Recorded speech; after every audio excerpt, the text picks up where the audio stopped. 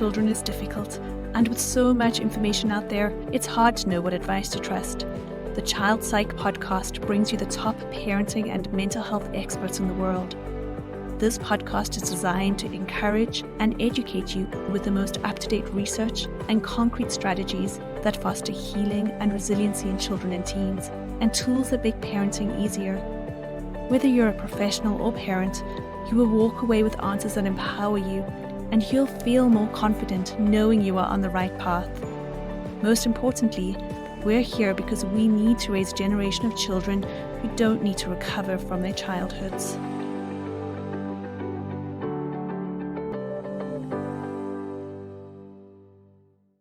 Hello and welcome back to the Child Psych podcast. You're probably familiar with me. I'm Tania Johnson, registered psychologist, registered play therapist, co-founder of the Institute of Child Psychology, and probably most importantly, a mum to two beautiful little girls. Today we have Michael McLeod with us. Welcome, Michael. Thank you so much for having me. It is such a privilege to be on with you. I'm a huge fan of all your work and all the work of the Institute of Child Psych, all the information you guys put out there. Real evidence-based information. I'm a big fan of you guys and all the work that you do. Oh, Michael, I love it. Thank you so much. Michael's really interesting. So, Mike, maybe you can give your background. You can probably give it better, but we were just chatting before we hit record. I love that your background is actually in speech and language pathology, and now you are the owner of GrowNOW ADHD, and your work is all around ADHD and really helping kids through the role of being an executive functioning specialist. How does this happen? How do we go from speech and language to ADHD? Yeah. So overall, I've been working with youth since about 2004, 2005, since I was in high school. So it's been quite a long journey of how long I've been working with children and youth myself. But I originally wanted to be a teacher, so I was in the School of Education for undergrad for my bachelor's degree, and I learned very quickly that I really wanted to work with youth on quality of life, not just academic subjects with math and science and social studies. I really wanted to work with kids more one-on-one, not so much large group based, more one-on-one, and so things that really just improve their overall quality of life, because I was getting older and I wasn't using the Pythagorean theorem and all those things I learned in school. I really wanted things that could help people. So I eventually, after I graduated, I learned about speech pathology when I was working at a residential treatment facility in New York for kids with really bad behavioral challenges, kids that had to live full-time on campus and go to school on campus. So it was in RTF, a residential treatment facility, and a lot of these kids got speech and language therapy. And I was able to observe a lot of these sessions when I was one-to-one with a kid, or I was responsible for one of the kids at that time.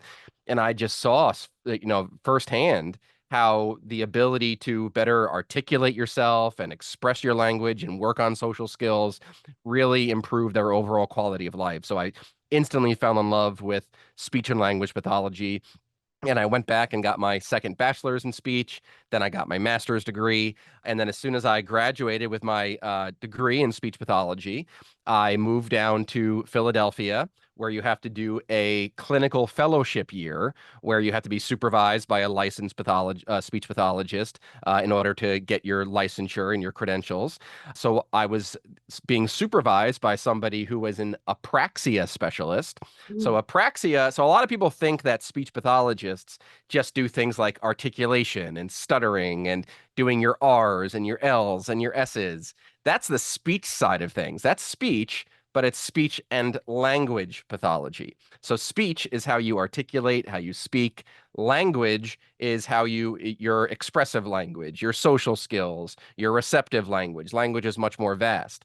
But I was being supervised by somebody who was an apraxia specialist, which is a motor speech disorder. So the speech side of things, the intelligibility side of things. And she introduced me to a group called the Focus Foundation down in Annapolis, Maryland, which was incredible doctors and neuropsychs from Children's Hospital in DC and different doctors from down there. And the kids that they worked with, these boys with chromosomal disorders, all of them had apraxia. So that's why my supervisor was there, but all of them also had ADHD and executive functioning challenges. So I was able to learn firsthand from these kids, from these families, from these doctors, and get really in-depth training on what ADHD and executive dysfunctioning is. And I learned very quickly that there's really not a lot out there for these kids. There's a lot of really bad services where parents are wasting their money and wasting their time and seeing no progress.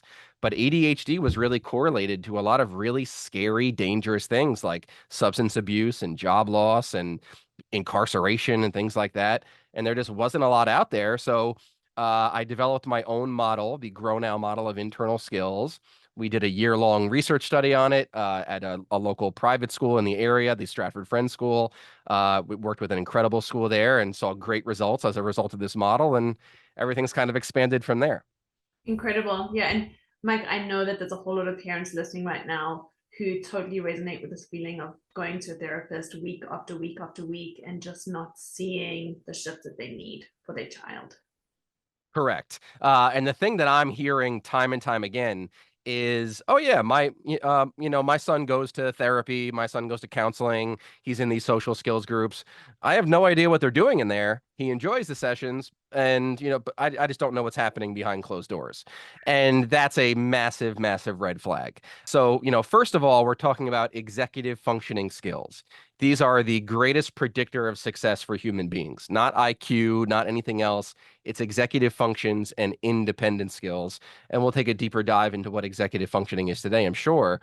But overall, sitting in a room with a counselor or a therapist for an hour with no parent involvement so that there's carryover into the natural environment is really scary. And that's not helpful at all. And that's a total waste of money. So when parents call me, because that's pretty much how GrowNOW ADHD works, is parents will go on the website, they'll fill out the form, and they'll get a call directly with me. They'll call me, I'll answer the phone, and they'll be like, "Wow, that's you, that's you from Instagram." I'm like, "Yeah, that's me. That's the same voice, same person." And I continually hear, we've been through it all. My son's been through so many failed therapies and no progress. We've spent thousands of dollars and thousands of hours, and we're right back where we started, no progress. And that's because parents aren't being sent to real recommendations. If you look at the American Academy of Pediatrics recommendations for ADHD and executive dysfunction, parent coaching is number one. Parent coaching, medication management, obviously medication management from a licensed physician, but there has to be parent coaching, period. If your child is in any therapy or counseling and you are not involved as the parent, that is a massive red flag, and you need to evaluate, is this really worth our time and finances? Beautiful. Such a great point, Mike. Okay, let's rewind a little bit here. Executive functions, we've spoken a couple of times about them. What are some of those misconceptions that fly around about executive functions? Absolutely. So when most people hear the term executive functioning, their mind instantly goes to time management and organization, right? Because that's what we've been taught. ADHD is a disorder that's going to affect you at school and getting your homework done and getting your work done and paying attention in class. And executive functioning is a skill needed for school so you can have a clean backpack, clean locker, clean folders, and be able to use an agenda book or your Google Classroom or Canvas. And all of that is unbelievably misleading. And for all you parents listening to this right now, your child has ADHD. Why is your primary concern behaviors in the home and dysregulation in the home, not issues at school? So many kids with ADHD do very well at school and respond very well to the structure at school. The vast majority of kids with ADHD struggle in the home around their parents. But we're talking about executive functions here. So people think about external time management, external organization, clean backpack, clean folders. And ADHD is all about external hyperactivity and external inattentiveness, kids who daydream. So in the past, we looked at ADHD and executive dysfunction as really an external behavioral based disorder. Kids who couldn't sit still, kids who daydream, kids with messy backpacks, kids with messy folders. But now we know it's the internal executive functioning skills that are lacking. And all of that external organization, external time management issues are just external symptoms of a lack of internal skills. So I like to break down executive functions, and I highly recommend people look into, what I refer to as, the Mount Rushmore of ADHD professionals out there. Obviously, Dr. Russell Barkley, the worldwide leader on ADHD and executive functioning. Type his name into YouTube, type his name into the podcast app. He is literally the best of the best. There's, of course, Dr. George McCloskey, Dr. Ned Hallowell, my good friend Ryan Wexelblatt, the ADHD dude, Sarah Ward, a fellow speech and language pathologist. Type her name into YouTube and the podcast app. If you ever see one of her webinars being listed, please sign up for that. Sarah Ward is amazing. And listen to them talk about this kind of stuff. But the way I like to break down executive functions, it's into 4 separate pillars of internal skills. So number 1 is self-awareness. So we have to remember self-awareness, the ability to understand your effect on your environment, to be aware of your strengths, be aware of your needs. Going back to those parent intake calls that I do so often, every single parent who calls me to learn about GrowNOW services, they all have the exact same concern is, how am I possibly going to get my son or daughter to agree to do this? How am I possibly going to get my son or daughter to agree to do executive to do executive functioning coaching? And that's because I have to remind them ADHD is a disorder of self-awareness. They don't think they have a problem. They think that you're just an annoying parent and you're on their back all the time. So they don't understand their effect on others and the negative impact their behaviors have on themselves. So that's self-awareness. Number 2 is self-evaluation, which is the ability to learn from past experiences and apply it to the present and not repeat mistakes. Because let's be honest, if you're a parent to a kid with ADHD, every single day is like Groundhog's Day. You're dealing with the same mistakes and same behaviors every single day with no ability to learn from the past. And number 3 is the big one, which is self-regulation. The ability to regulate your emotions, your language, your body, your behavior in various environments towards various stimuli. And we'll talk about it today. The number 1 main stimuli that creates a lot of dysregulation for ADHD kids is their parents. So the biggest dysregulation aspect is parents. But Dr. Russell Barkley refers to ADHD as self-regulation deficit disorder.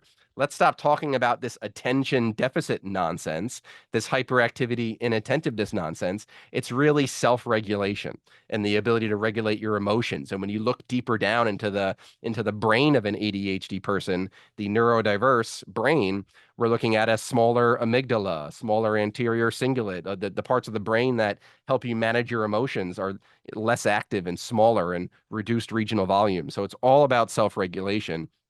And then number 4 is self-motivation towards non-preferred tasks. So sure, your child with ADHD can play Fortnite, Minecraft, Roblox for 15 hours a day, but can they shower? Can they brush their teeth? Can they do homework? Can they go outside?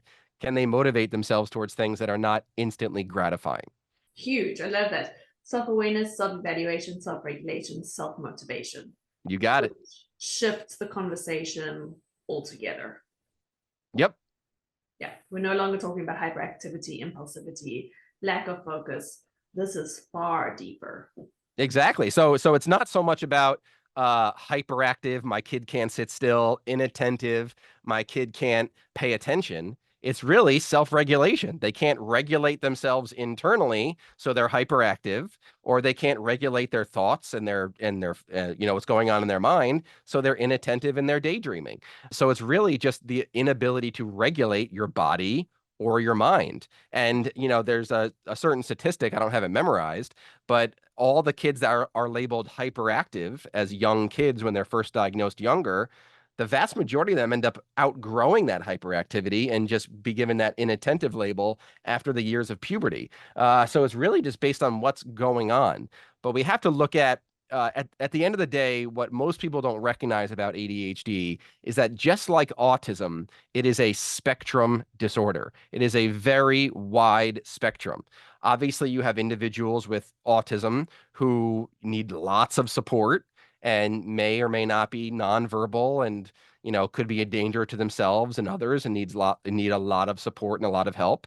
And you have some individuals with autism that are highly successful and live independently and accomplish great things. It's a very wide spectrum, same label, but very wide spectrum there. And it's the same with ADHD. No 2 kids are the same whatsoever. So parents get a little caught up with, oh, he has ADHD hyperactive type, ADHD inattentive, ADHD combined. If we're not looking at the unique individual and what their day-to-day looks like, what are their strengths, what are their needs, what are their likes, what are their dislikes, we're really not going to get anywhere. We have to look at them as unique snowflakes because they're all different. Absolutely. And I think if we don't partner with the kids, we've lost them altogether. Correct. Yeah. You got it. Absolutely. Yep. We have to build that motivation. So that parent concern of, are we going to get that buy-in towards the coaching? That's really what I have to tell parents is, look, the buy-in towards the coaching is our responsibility, not yours. Don't worry about your convincing your child. That's what parents will say to me. How am I going to convince him to do coaching? You're not going to convince him. It's going to be our job to show them that these strategies that we're going to teach them to strengthen their internal skills are going to improve their quality of life. More free time, less stress, more social experiences, more of life to experience, and things like that. Yeah. So Mike, those internal skills, because I know we have a whole lot of parents who are listening eagerly right now going, this makes so much sense. Those internal skills, where do we even start? Where do parents start going? What's actually happening for my kiddo here? What is the unique ingredients? How do I start to untangle all of this and work with it?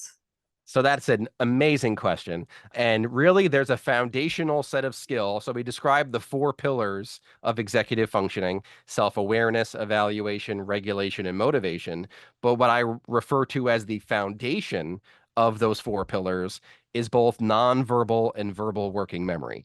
So we have to remember, at its core, ADHD is a disorder of working memory. And working memory is very different from short-term memory, long-term memory, memories that you hold on to for the short term, hold on to for the long term. Think about working memory as memories we use and we work with and we use in the present moment to educate ourselves to make healthy and positive choices. And that's ADHD in a nutshell. They don't use their working memory. They're focused on the now, they're focused on instant gratification, and they're making those impulsive decisions. So what's the opposite of being impulsive? Stopping and thinking and using your working memory. So working memory is a really, really important thing, and it's 2 separate skills. The first is nonverbal working memory and the visual imagery system. This is one of my favorite things that Sarah Ward, a fellow speech and language pathologist, talks about. Here, I could listen to her talk about nonverbal working memory all the time. She describes it beautifully. And we describe it as mental movies and the ability to make mental movies and the movie theater of your mind. Dr. Russell Barkley talks about this with the Barkley-Vygotskian model, where he uses Vygotskian's model of internal speech. And we're also creating mental movies in our mind using our hindsight to learn from the past and using our foresight to predict the future so we can plan, prioritize, problem solve, and delay gratification. So that's the first step. All executive functioning has to deal and has to start with nonverbal working memory and the visual imagery system of the brain. So the ability to make mental movies of the past and the future to help us make positive choices. So parents, all the parents listening should think to themselves, okay, my child is so impulsive. What's the opposite of impulsive? Stop and think. And stop and think is a very vague phrase. It's not stop and think. It's stop, visualize, make a mental movie, visualize to yourself. And then step 3, stop, visualize. Step 3 is talk to your brain. And this is verbal working memory and the ability to have an internal dialogue. So your child with ADHD probably isn't having very much of an internal conversation with their brain. They're not talking to their brain coach, like my friend Ryan Wexelblatt talks about, the brain coach and having an internal conversation. So it's so important that there's a constant internal dialogue happening to self-regulate, self-motivate, self-soothe. And your child with ADHD probably is not talking to themselves at all. If they are talking to themselves, it's probably them, going through their favorite YouTube video or their favorite meme or whatever it might be. They're not actually coaching themselves to regulate their behavior. So this internal system that we use to regulate, motivate, evaluate, be more aware, to self-soothe, to make healthy, positive choices that actually benefit our future selves. Think about that. Like, that's so unbelievably important. And this is what ADHD kids are missing. They're hardwired towards instant gratification, which is why they're so prone to screen addictions. They don't do things now that help them later. Getting homework done now so they won't get in trouble tomorrow, showering now so they don't smell later, being nice to their parents now so they don't, lose a privilege later. So the only way to do that is to stop, use your nonverbal working memory to visualize, use your verbal working memory to talk to your brain, and then do. So stop and think really means stop, visualize, talk to yourself, then do. So it's an internal process that kids need a lot of practice to start to gain to use in the natural environment. Stop, visualize, talk, do. You got it. Yeah, which really I'm getting with our ADHD kids, when they're working with a coach, it's that repeated practice so that it eventually becomes more of an innate skill for them. Exactly. And what we're talking about here is the prefrontal cortex of the brain, the part of the brain right behind the forehead. And what's really helpful to understand is that over the first 30 years of life, your brain develops from back to front. And that front part of the brain isn't fully developed until you're 30 years old. So the executive functioning system and the ability to gain these skills is really one of the most malleable and plastic parts of the brain. So these skills can absolutely be gained, strengthened, secured. That's such a really important thing. So the more they practice stopping, visualizing, talking to themselves, regulating, motivating, delaying gratification, parents having chores, decreasing, eliminating screen time. One of the things that you and your Institute of Child Psychology talk about so beautifully is the benefits of play. And ADHD kids need play. And we live in a world now of declining and extinct play. Just look at the Anxious Generation by Jonathan Haidt, that unbelievable book. It's been New York Times. Yeah, New York Times bestseller now for like a year. That should be mandatory reading for all parents and all educators. And that's one of the scariest things facing kids today is play becoming extinct and kids waking up, going to school, coming home, staying home, sitting in the basement all day, sitting on their phones all day. If kids aren't playing as kids, they're not going to be ready for life later. So Mike, I'm loving it. I'm really hearing just the focus on, first of all, the client, the child. So how do we get them to really harness those internal skills? And then I'm also hearing a lot there from young parenting itself. So play, structure chores, less screens, all of these things that we can put in place that basically supports everybody's wellness, irrespective of whether you have a label of ADHD or not. 100%. And if anybody follows me on Instagram, you know that I talk ad nauseum about screens. And that's because I'm not gonna cut corners. And this is why I'm such a big fan of the Institute of Child Psych and all the work that you guys do. Everything that you guys post about is 100% evidence-based, research-based. Social media has caused the rise of pseudoscience and feel-good information and kind of feeding into, sort of those fears. And parents, you don't have to do the hard stuff, but you guys do an incredible job posting things that are literally evidence-based and research-based. And, parents need to hear, because I've seen post after post of screens regulate my child. Screens are good for my child. Screens help my child make friends. Screens are teaching my child skills. All of that is nonsense, and it's being pushed on us by big tech. And there's nothing big tech loves more than an ADHD child, because they're going to make a lot of money off of that. And, something like Fortnite that's free to download, but then you got to save your parents' credit card on it to buy constant upgrades. There's already been class action lawsuits about that. So, parents, what I'm trying to express to them is that if you are blessed with an ADHD child, you're probably going to need to have what's going to look like a screen-free house. And yes, each screen is different. TV is the lesser of all evils because you just sit back and watch TV and it's more passive. You are going to want to remove YouTube from a smart TV because they'll overuse YouTube and watch videos of other kids playing video games. But you're not going to want to have an Xbox, a PlayStation, a Switch, a tablet, a smartphone, a computer with open access to the internet. You're not going to want to bring those things into your house because your ADHD child's not going to be able to regulate their ability to use those things. And they're going to overuse it and they're going to get so dysregulated, and nothing is going to stimulate their brain the way those screens do. So you may even limit it to 1 hour, 2 hours of Minecraft time. But after those 2 hours are up, what's possibly going to stimulate their brain the way that Minecraft just did? You're going to ask them to then do homework, to go outside, to go shower, to go brush their teeth. Good luck, because they're the little amount of dopamine in their brain is gone, and you might see dysregulation as soon as Minecraft's over, or hours or days later, and it's going to lead to their inattentiveness that we even see in neurotypical kids can't handle the screen time. So screen time is unbelievably dangerous to ADHD kids and neurodiverse kids and kids in general. You know, Jonathan Haidt talks about it. And this is something we express to all the families we work with. We kind of hold their hands through it because parents are scared. Parents know that if I remove screens, you know, I might have to even call 911. I might have to, you know, bring someone into my house because my son is going to attack me or break things, which is just a sign of how serious this problem is.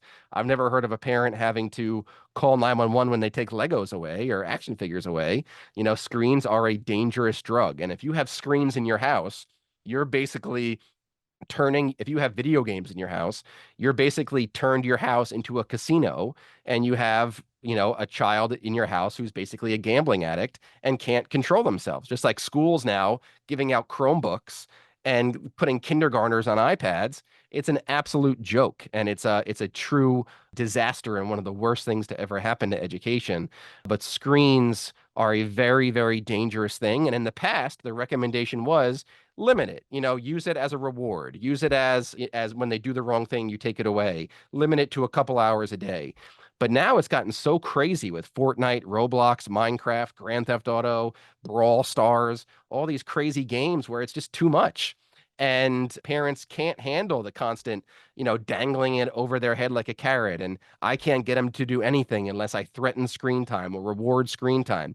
It's a losing proposition. So now the recommendation is to just not have it in your house at all and get those kids outside. I can't agree with you more. So I know our house, we followed Jonathan Haidt's recommendations as well. And I know for my girls, I say my words to them always are, when I hand you a phone, we're saying it's the end of your childhood. And I don't want your childhood to end.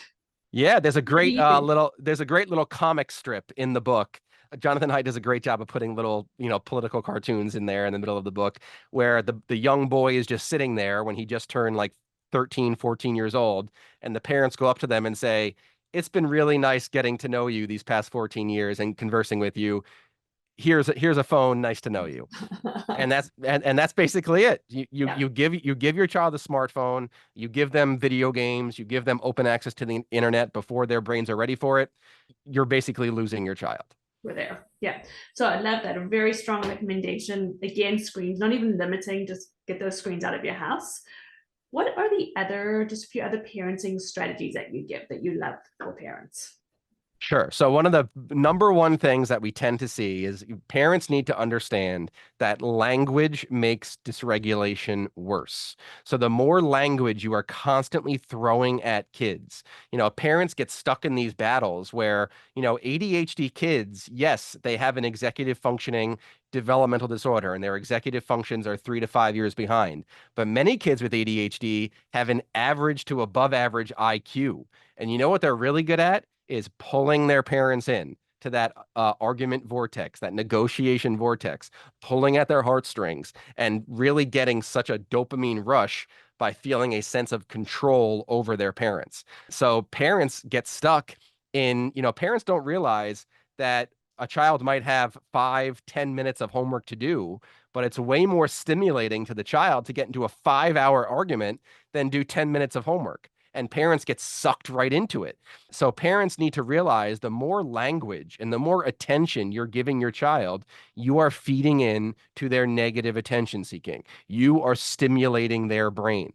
So there's a lot of people on Instagram that, you know, and social media that are talking about this evidence-based thing. The ADHD brain is conflict seeking. So just like how they get highly stimulated by screens, so if there's two things that stimulate the ADHD brain, number one is screens, number two is negative attention from parents. They get so stimulated by it, they love it, they feel in control. So if they can watch you get thrown off your game by their words, their emotions, their choices, they're loving every second of it and they have you in the palm of their hands. So parents end up over prompting, keeping kids prompt dependent, Kids then develop learned helplessness, and they'll just not do anything until parents do it for them.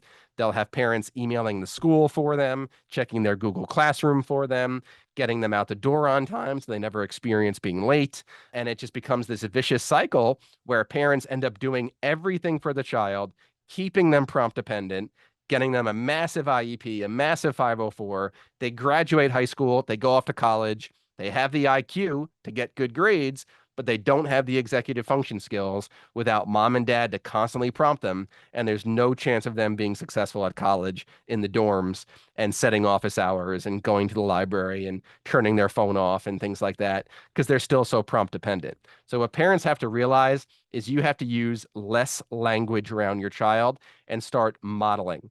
Kids are going to learn a lot more by watching you than they ever are by listening to you. If they watch you do your tasks of daily living, if they watch you stay calm in the face of stress, they are going to stay calm in the face of stress. If they see you very easily getting upset and rushing towards anger, screaming, yelling, frustration, giving into it, that's what they are going to do. So kids are going to learn by watching you. And hey, if you're a parent with ADHD, let's be honest, it's hereditary. Chances are you are a parent with ADHD yourself. You can do it. That's not an excuse. You can do all of these things. You can follow these strategies and you can model to your child. You can get through those first 2 years of having an infant. You can handle anything. So that's the biggest thing is, use less language. Love it. I absolutely love it. So those two tips within itself, Mike, are absolute gold. Less screens, less language. Huge, huge. That's exactly it. So, one of the things that we have to remember is if your child has ADHD, you have to look at their lagging skills as prompt dependent versus independent. And the goal for your child is to always build independent. So start to look at the areas of your child of where are they most prompt dependent. Is it the morning routine? Is it the nighttime routine? Is it going outside? Is it transitions? Where do they need the most prompt dependence? And start looking at what am I doing for my child that they are capable of doing themselves? Can they email the teachers themselves? Can they get homework done themselves in a different environment with teachers, a librarian, a peer, body doubling? That's a huge recommendation for ADHD parents is have your kids do homework somewhere else. Because what you tend to see with ADHD parents is they end up wearing way too many hats, where you're not just the parent anymore, you're also the homework secretary every single day. And parents will sit there anxious the 2 hours before their kids come home and knowing there's going to be a 5-hour fight over homework. Well, guess what? Get it set up with the school, with the IEP, with the 504, where they're getting the homework done at school. If that's not possible, contact another family and have your child do homework in a pod with other classmates, doing the whole ADHD body doubling thing. Send them off to the local library, the local YMCA. They have to do homework away from you because it's going to be very hard for you as the parent to manage your emotions watching your child not doing what they're supposed to be doing. And that's exactly what your ADHD child wants. They want you to see them doing what they're not supposed to be doing because it sucks you in. I think that's so counterintuitive to what parents naturally do, right? It's like my kid struggles, they can't sit still, I need to sit right next to them. I love that advice. Yeah, that's exactly it. And if you can sit there and work and model how to work, sure. But the second you realize your child's trying to suck you into the argument vortex and avoid having to do homework and getting stimulated by fighting, then you need to back off.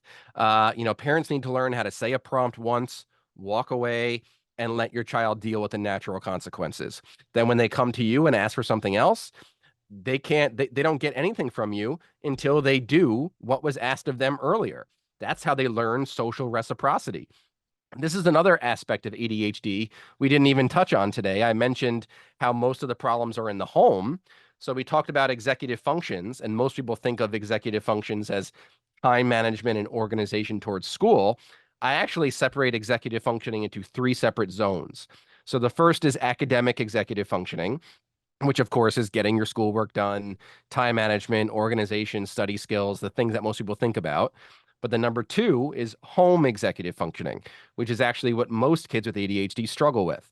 And that is self-regulation towards parents and the ability to initiate, persist, and complete non screen-based tasks, non-preferred tasks in the home. And the third is social executive functioning. So many kids with ADHD struggle very, very deeply socially. And it's heartbreaking because these kids really want friends. They want peers. They want social groups. They want to be included. But it's hard for them because they lack perspective taking skills. They lack social reciprocity, social relatedness, situational awareness, reading the room. And they're going to learn a lot about social reciprocity and 50-50 relationships at home when they realize that parents aren't constantly giving and not taking. You know, your kid does for you, you do for them. You can't just give them every screen they ask for, every game they ask for, every phone they ask for. They have to do chores. And you guys do an amazing job talking about the research behind chores and the different battles to pick with your kids. I love the stuff you guys post because it's real, it's evidence based. So there has to be a 50-50, reciprocal relationship there between parent and child. Oh, I love that. Powerful. It starts at home. I mean, the social, each one of those three areas is huge within itself, but I love that everything starts at home. You got it. Yeah. Mike, I feel like we could probably talk for another couple of hours. If there's any final thoughts that we want to leave parents with, what would it be? Yeah. So just like I was saying before, we touched on it a little bit. The number one way to strengthen executive functions, I don't know where we got stuck in this whole idea that kids learn through lectures and kids learn through sitting at a table doing worksheets, or kids learn in a therapist's office, just talking to a therapist. The best way to strengthen executive functioning is through play, real play. If your kid is not going outside multiple hours a day after school, you're going to see dysregulation. So you need to set it up where your child is doing stuff out of the house. So get your kid out of the house as much as possible. Utilize your school's sports and clubs and activities, your local YMCA, your Boys and Girls Club. Find ways to get your kids involved in the community and out of the house as much as possible. And most parents hear me say this and they think, yeah, well, my son will just say no to all of that. Well, I'm here to tell you, you're the parent and you know what's best for them. You have a fully developed brain, whether you have ADHD or not, and you're allowed to sign them up for something, even if they say no. You can sign them up for, debate club or whatever it is, robotics club, any club. We're not asking them to do hard labor where it's going to be like a really stressful thing.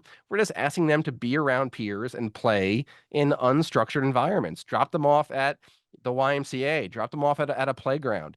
Kids have to go outside and play. That's where they're going to develop the social executive functions, the self-regulation skills, the self-motivation, the mental flexibility, the ability to delay gratification. There's unlimited research about how outdoor play helps kids in their eyesight even. We're seeing so many kids now having issues with nearsightedness because they're growing up on tablets and screens and phones. What play and nature and outdoors does to the brain is a truly magical thing. And we've gotten away from that. And the news will tell you that the outside world is too dangerous for kids, but that's completely false. The world has never been safer for kids.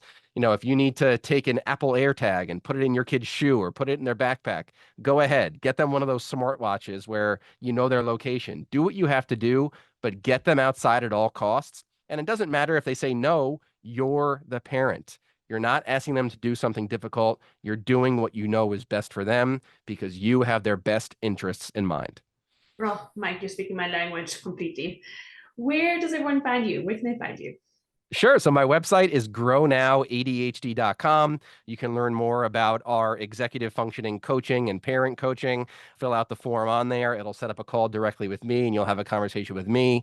If you want to bring me into your school, that's my overall job now as I travel the country and internationally, training entire school districts, private schools, large groups on the most up-to-date research on ADHD and executive functioning so they can better serve their entire child population, not just those with ADHD and executive function. So I do whole school district trainings and school trainings.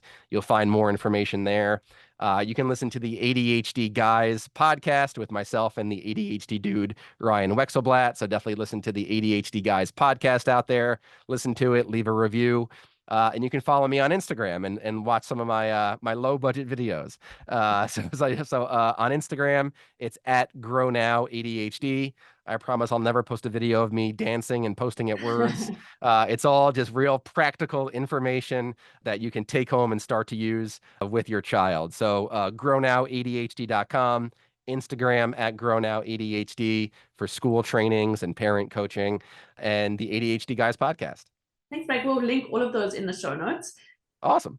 Such a great conversation. Thank you so much. Yeah. Thank you so much for having me. And please keep up the good work. You guys are doing an incredible service out there, spreading real information. So it's nothing short of a privilege to be here with you today. Oh, such an honor, Mike. Thanks. I was built to last with the webs I'm weaving. I could change the past with all I'm achieving. Got my foot on the gas, never stop competing. If you break my glass, then this life's gonna end. I wanna be the best in the game, invest in my name. Check no restraints, I'm obsessed with the pain. I ingest, I retain, assess and I change. Possessed by the thought I'll be free one day from society's restraints. Money, clout and fame, mud, disease, a plague. We all love to hate, have to play the game, have to make a name. All our insecurities are on display. This is war with the enemy, think that it was meant to be. Living in a time where disease is on every screen. I won't let them fester me, I know most of